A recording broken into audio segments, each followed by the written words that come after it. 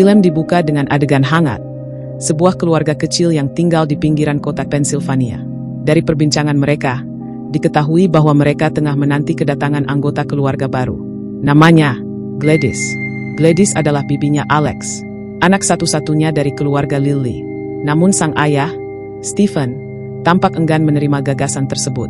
Ia khawatir, kondisi kesehatan Gladys yang terus menurun hanya akan menjadi beban bagi keluarga mereka.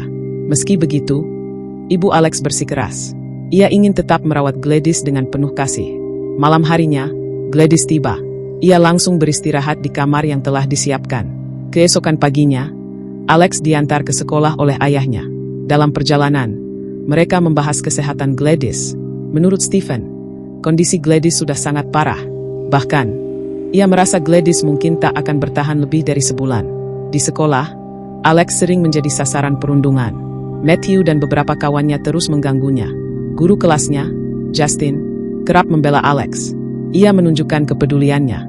Saat Alex terlihat menyendiri dan lebih murung dari biasanya, Ibu Justin mencoba mencairkan suasana. Ia berharap, apabila ada pikiran yang mengganggu, Alex tak akan segan untuk bercerita kepadanya. Namun Alex hanya tersenyum tipis, mengatakan bahwa dirinya baik-baik saja, lalu memilih untuk kembali bermain. Pada malam harinya, tepat pukul 2.17 dini hari, beberapa anak terlihat keluar dari rumah masing-masing. Seolah sedang bermain, mereka berlari menuju tempat yang tidak diketahui. Esok paginya, saat Ibu Justin masuk kelas, hanya Alex yang hadir. Ternyata, 17 dari 18 murid di kelasnya hilang bersamaan secara misterius. Polisi segera melakukan pencarian besar-besaran. Ibu Justin dan Alex pun diinterogasi. Namun keduanya mengaku tidak mengetahui apapun terkait kejadian tersebut. Akibat insiden itu, Ibu Justin mulai dicurigai oleh para wali murid. Padahal, ia baru saja dipindahkan ke sekolah tersebut. Sekolah Meybrook pun ditutup sementara untuk keperluan investigasi. Namun karena kekhawatiran akan dampak akademik, sekolah diputuskan untuk dibuka kembali. Sehari sebelum pembukaan, diadakan rapat besar bersama para orang tua murid. Di sana, Ibu Justin dihakimi dan dituduh terlibat, terutama oleh Pak Archer, ayah Matthew si perundung. Beberapa wali murid bahkan mengusulkan agar Justin dipenjara sampai dia mau mengatakan hal yang sebenarnya. Tuntungnya, usulan itu ditolak oleh Pak Kepala Sekolah Marcus. Akhirnya, rapat berujung dengan kericuhan, sehingga Ibu Justin harus dikawal keluar oleh Marcus dan rekannya. Setelah itu, Justin berusaha menenangkan diri. Ia membeli beberapa minuman keras agar bisa tidur dengan nyenyak malam itu. Namun ketika ingin membayar barang belanjaannya, ia ditelepon oleh nomor tidak dikenal. Nada suara lawan bicaranya terdengar mengancam. Sesampainya di rumah, Justin diganggu oleh orang misterius. Pintunya digedor dengan kencang. Ketika Justin keluar, ia tidak menemukan siapapun. Namun, mobilnya sudah dicoret dengan cat permanen, bertuliskan kata, penyihir. Keesokan harinya, Justin berkonsultasi dengan Pak Marcus. Ia disarankan untuk istirahat sementara dari pekerjaannya. Dan, apabila memungkinkan, Marcus berharap Justin bisa menemui psikiater. Khawatir ada konsekuensi psikologis yang dialami dari insiden yang terjadi. Setelah itu, Justin keluar dengan rasa cemas, takut dengan penilaian orang-orang sekitar terhadap dirinya. Cerita beralih ke Paul. Ia sedang berbincang dengan pacarnya, Donna, lewat telepon. Terdengar, mereka sedang merencanakan untuk memiliki anak bersama. Sebelum memulai shift pagi, Paul menyapa ayah mertuanya, yang juga menjabat sebagai kepala kepolisian Meybrook. Setelah itu, ia memulai shiftnya dengan malas-malasan. Setibanya di parkiran, Paul melihat Justin di kejauhan, sedang melaporkan aksi vandalisme yang dialaminya. Terlihat, mereka sudah saling kenal satu sama lain. Saat sedang patroli, Paul melihat gelagat mencurigakan dari James, si pecandu. Ketika Paul memergokinya sedang menjebol jendela sebuah toko, James pun berlari menjauh. Akhirnya, Paul berhasil mendahului James dengan mobilnya dan meringkusnya dengan cukup keras. James, dalam pembelaannya, mengaku bahwa ia bekerja di toko tersebut. Saat sedang digeledah, tanpa sengaja, Paul tertusuk jarum suntik dari saku James. Dengan marah karena ketakutan akan tertular penyakit AIDS, Paul langsung meninju rahang James. James pun pingsan seketika. Paul menyadari kamera mobilnya merekam aksi tidak terpujinya itu. Lalu ia mencopot kamera dari dashboard. lalu mencoba berekonsiliasi dengan James yang setengah sadar. Di situ, mereka berusaha untuk saling memahami satu sama lain. Paul yang merasa bersalah akan tindakannya barusan, berniat melepaskan James. Namun ia tidak ingin melihatnya lagi di sekitar area patrolinya. Setibanya di kantor, Paul mengkonsultasikan hal ini pada Ed, kepala polisi. Di sana, ia diberitahu mengenai mekanismenya. Ternyata, Paul bisa mendapatkan masalah besar apabila James mengadukan perlakuan tersebut. Paul yang kecewa marah-marah di mobil. Setelah itu, ia mendapat SMS dari Justin, mengajaknya untuk minum di bar setempat.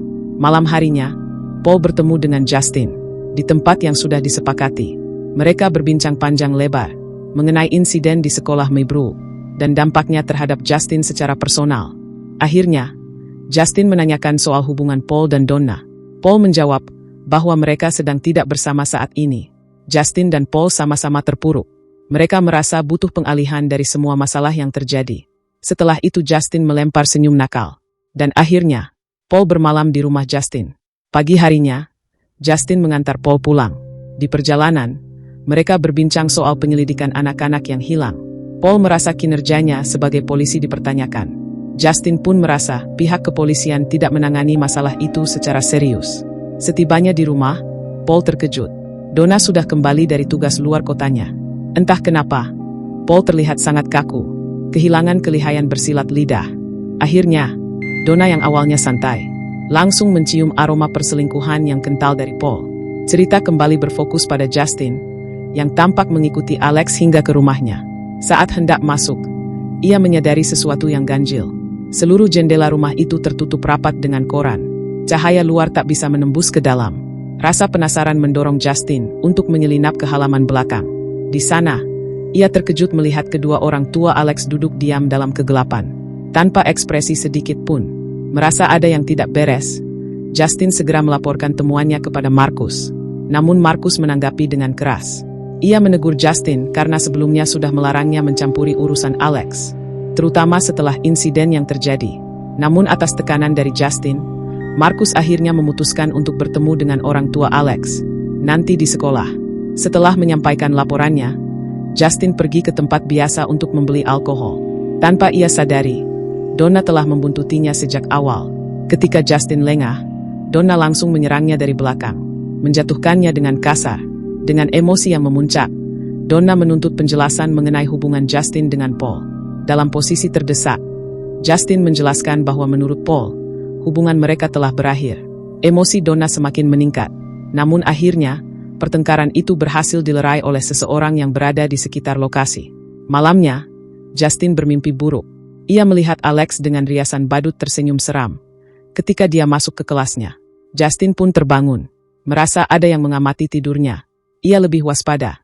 Setelah memastikan suasana kamarnya aman, ia memutuskan untuk tidur kembali. Namun betapa kagetnya Justin ketika makhluk dengan make up tebal bergantung di langit-langit kamar dengan ekspresi yang menyeramkan. Keesokan harinya, Justin memilih untuk menemui Alex secara langsung. Namun Alex terlihat tidak senang dengan tindakan tersebut. Tak menyerah, Justin memutuskan menunggu di depan rumah Alex hingga malam tiba, dan akhirnya tertidur di dalam mobilnya. Di tengah malam, sosok perempuan muncul dari dalam rumah, berjalan gontai dengan gunting di tangan. Tanpa suara, ia mendekati Justin yang sedang tertidur lelap, lalu diam-diam memotong sehelai rambutnya. Cerita berpindah ke Marcus. Ia sedang berada di kantornya, menanti kedatangan orang tua Alex sesuai hasil diskusinya dengan Justin. Namun yang muncul bukan orang tuanya, melainkan bibi Alex, Gladys, yang kini tampak jauh lebih sehat dibanding kondisinya pada awal cerita. Marcus bersikukuh ingin bertemu dengan walisah Alex. Namun Gladys berdalih bahwa kedua orang tuanya sedang sakit dan tak bisa keluar rumah. Merasa curiga, Marcus mulai bersikap tegas. Ia berniat melibatkan layanan perlindungan anak. Gladys pun terlihat tidak senang dengan ancaman dari Marcus. Pada hari Sabtu, Gladys mendatangi rumah Marcus dengan terengah-engah dan meminta izin untuk masuk, guna mendiskusikan lebih lanjut mengenai kesediaan orang tua Alex untuk bertemu dengan Marcus. Ia lalu meminta air minum karena haus. Namun anehnya, ingin disajikan dalam mangkuk, bukan gelas. Kejanggalan semakin terasa saat Gladys mengeluarkan tangkai berduri yang dililit pita. Pita itu ia ambil dari kantor Marcus sebelumnya, lalu melukai telapak tangannya dengan duri tersebut. Marcus dan pasangannya terkejut.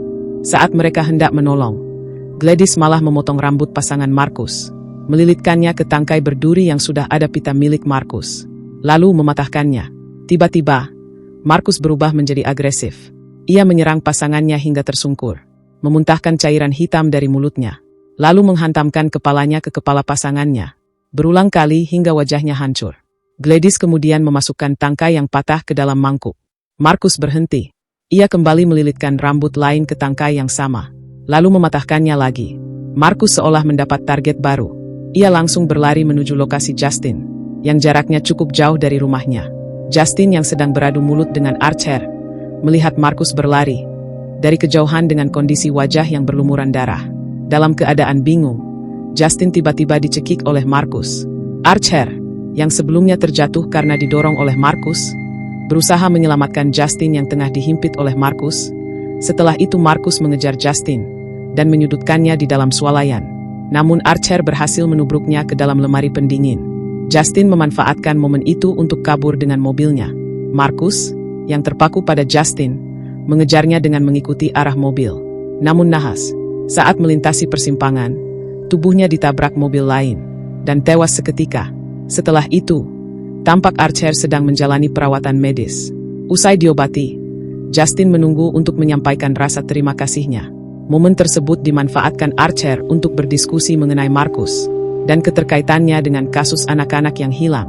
Ternyata selama ini, Archer telah melakukan penyelidikan sendiri. Ia menyadari bahwa gaya berlari anak-anak yang hilang sangat mirip dengan cara Marcus berlari saat mengejar Justin sebelumnya. Archer kemudian menunjukkan sebuah peta yang telah ia tandai, menunjukkan arah dan lokasi yang diduga menjadi tujuan anak-anak yang hilang. Justin mengenali wilayah yang ditandai. Ia langsung menyadari bahwa rumah Alex berada di area tersebut. Adegan beralih ke James. Ia sedang berjalan di bawah guyuran hujan. Dari kejauhan, ia melihat sebuah rumah yang tampak sunyi. Karena merasa tempat itu kosong, James memutuskan untuk masuk. Ia memanjat melalui jendela di lantai 2, lalu mulai mencari barang-barang berharga yang bisa dijual. Saat hendak mengambil sebuah konsol, James terkejut. Sepasang suami istri duduk diam tanpa ekspresi di belakangnya. Ia sempat mengira dirinya akan celaka. Namun pasangan itu tetap tenang, seolah tak terganggu oleh kehadirannya. Merasa aman, James melanjutkan aksinya. Ia turun ke basement. Di sana, ia menemukan sekelompok anak-anak berdiri membisu. Ketika mereka serempak menoleh ke arahnya, James panik dan segera kabur, menjatuhkan hasil jarahannya dalam proses. Tiba-tiba, pasangan suami istri yang sebelumnya tampak pasif langsung mengejarnya keluar rumah. James sangat ketakutan. Setelah itu ia bergegas ke tempat pegadaian untuk menjual barang-barang yang sempat ia ambil. Di sana, matanya tertuju pada selebaran tentang 17 anak hilang dan imbalan besar bagi siapapun yang bisa memberikan informasi. Ingatan James langsung tertuju pada anak-anak yang ia lihat di basement rumah tadi. James segera menelepon pihak berwenang, namun lebih fokus pada bagaimana cara mengambil hadiah tanpa harus datang ke kantor polisi. Ia khawatir karena pernah diperingatkan oleh Paul untuk tidak muncul lagi. Karena tak ada pilihan lain, James nekat mendatangi kantor polisi. Namun sialnya, ia bertemu langsung dengan Paul yang hendak berpatroli. Tanpa diberi kesempatan bicara, Paul langsung mengejarnya dengan mobil patroli. James lantas berlari ke dalam hutan. Di sana, ia melihat sosok misterius dengan riasan berlebihan melambai pelan ke arahnya. Ketakutan, James masuk ke dalam tendanya. Ia bersiap dengan beberapa suntikan sebagai senjata. Ketika resleting tenda perlahan terbuka, James bersiaga, lalu langsung menusuk sosok yang masuk. Namun ternyata, itu adalah Paul. Paul yang marah besar, hampir menembak kepala James dengan shotgun.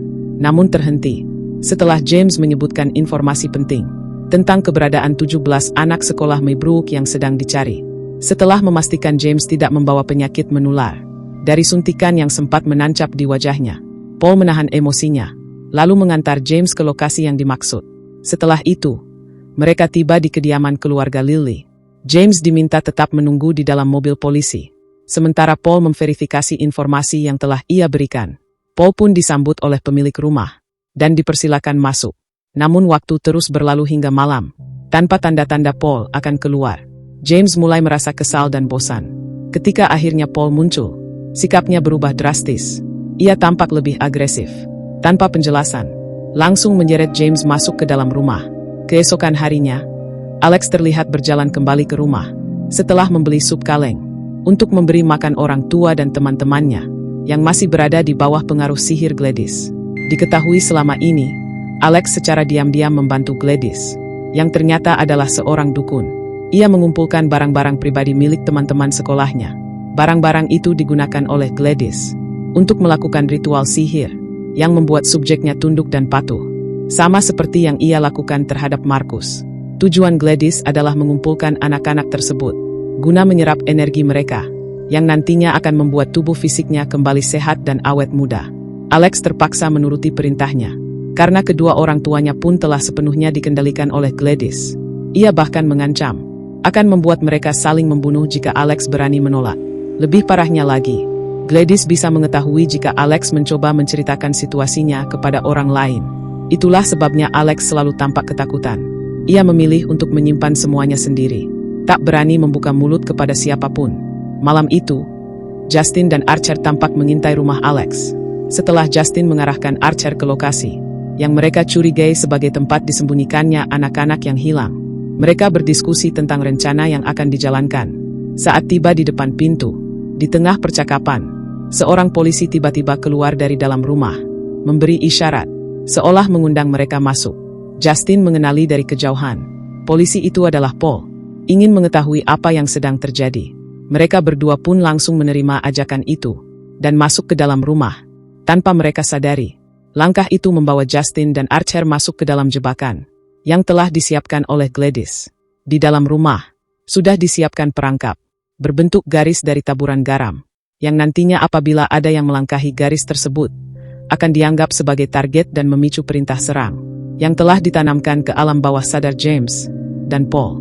Di sini, Archer sempat menyadari keberadaan garis itu. Ia lantas mencoba untuk memperingatkan Justin.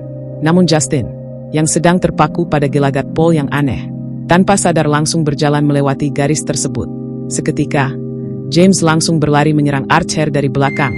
Di saat yang sama, Paul pun kemudian menjadi beringas. Ia berlari cepat, mengejar Justin yang ketakutan. Sementara itu, di lantai atas, Alex berusaha mengembalikan kesadaran kedua orang tuanya. Ia mencoba melangkahi garis dari taburan garam tersebut. Namun tindakannya justru memicu reaksi agresif dari orang tuanya, yang langsung mengejarnya. Di sisi lain, Paul dengan beringas menyudutkan Justin dengan cara mencekiknya. Justin kemudian berhasil meraih pistol yang dibawa oleh Paul. Justin pun dengan berat hati menembak kepala Paul. Tembakan itu pun menghentikan pergerakan Paul seketika. James yang dari tadi tidak berhenti menyerang Archer pun akhirnya ditembak dari belakang oleh Justin saat tengah menghimpit Archer di lantai. Setelah itu, Justin terlihat menangis, mengasihani Paul yang sudah tidak bernyawa. Sementara Archer turun ke basement untuk mencari anaknya. Di tengah pencariannya, ia malah dikejutkan oleh Gladys yang bersembunyi di antara anak-anak. Gladys segera mengambil kalung milik Archer sebagai media untuk mengaktifkan sihir kepatuhan.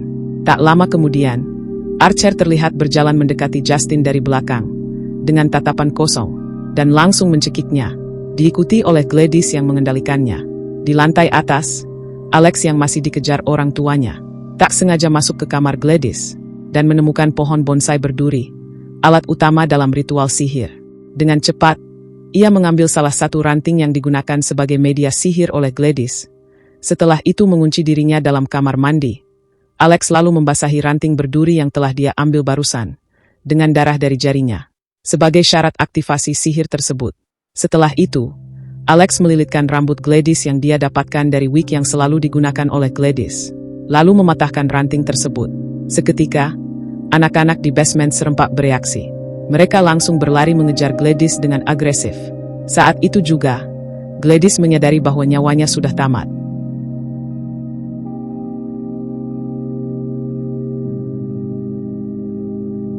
Di lain sisi, Justin terlihat berjuang keras melepaskan diri dari cekikan Archer yang masih berada di bawah kendali sihir Gladys. Sementara itu, Gladys yang mencoba menghindari kejaran anak-anak yang kini memburunya dengan penuh kebencian, berlari melewati beberapa rumah tetangga. Namun tenaganya mulai habis.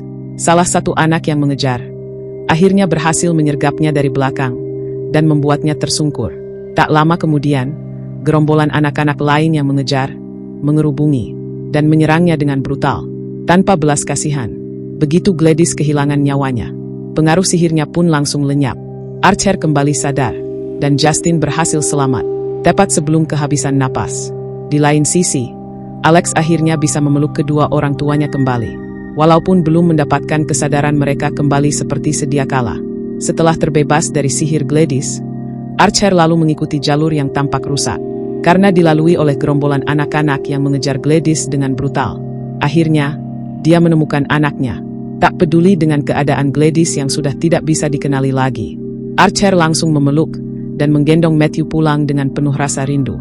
Anak-anak lainnya pun diceritakan perlahan-lahan mulai kembali ke rumah masing-masing, dan kondisi mereka pun berangsur membaik. Begitulah kawan-kawan, akhir dari film Weapons yang rilis di tahun 2025. Jangan lupa subscribe ya, agar Mimin makin semangat bikin konten lainnya.